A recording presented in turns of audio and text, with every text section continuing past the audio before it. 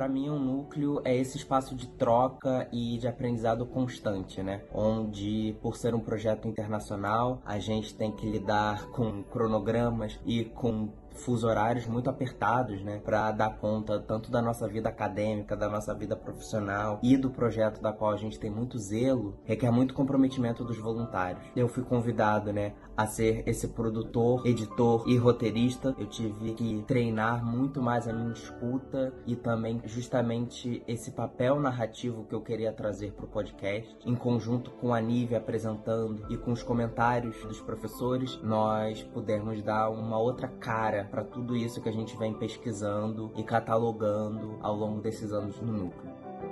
Este projeto ele oferece um olhar interdisciplinar e sensível sobre as dinâmicas identitárias, culturais e territoriais que se formam a partir desse movimento migratório. Vejo nessa iniciativa um espaço fecundo de diálogo entre Brasil e Israel, onde a análise do território se articula com dimensões humanas, históricas e espirituais da migração.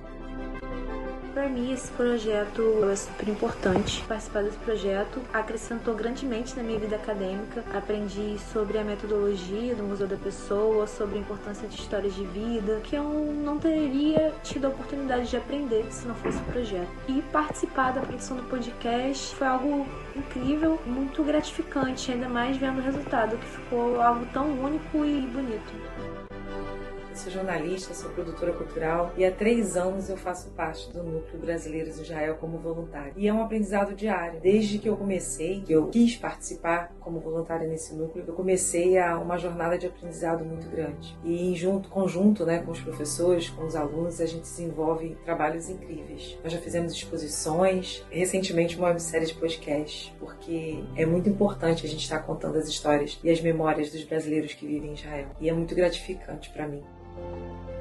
E eu tenho aprendido muito em diferentes perspectivas, tanto do campo acadêmico, que era a área da história oral. A gente tem sistematizado essas entrevistas e formado um acervo grande. Hoje a gente tem mais de 20 entrevistas, de maneira a preservar essas entrevistas e a sistematizar os dados sobre esses depoimentos, esses relatos. E também tenho aprendido muito a transformar esses relatos em produtos culturais. E muito nos orgulhou também quando nós fomos contemplados com esse microedital do Museu da Pessoa para a produção de uma websérie de podcast com 4 episódios. E eu pude colaborar justamente dando meu depoimento como uma das idealizadoras do projeto, juntamente sempre com a Deb, e também fui aprendendo um pouco dos bastidores do que é a produção de um produto cultural como um podcast. O museu está sendo uma grande ajuda, um grande apoio, dando assistência na produção de produtos culturais, na parte técnica da produção do podcast, além de ter sido uma experiência única, onde aprendemos a desenvolver um produto cultural envolvendo histórias de vidas de imigrantes. Para mim, o objetivo do podcast foi conectar pesquisa acadêmica com a sociedade, fortificando assim a identidade brasileira dentro e fora do país.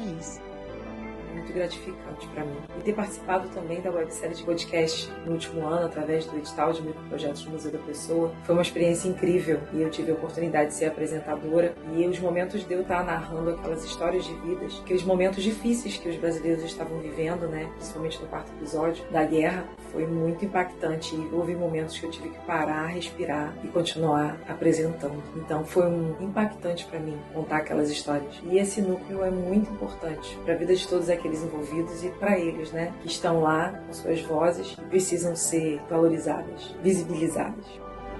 Acompanhe o nosso núcleo nas redes sociais. Estamos no Facebook, no YouTube, no nosso Instagram, @imigrantesbr.israel. Te encontramos lá.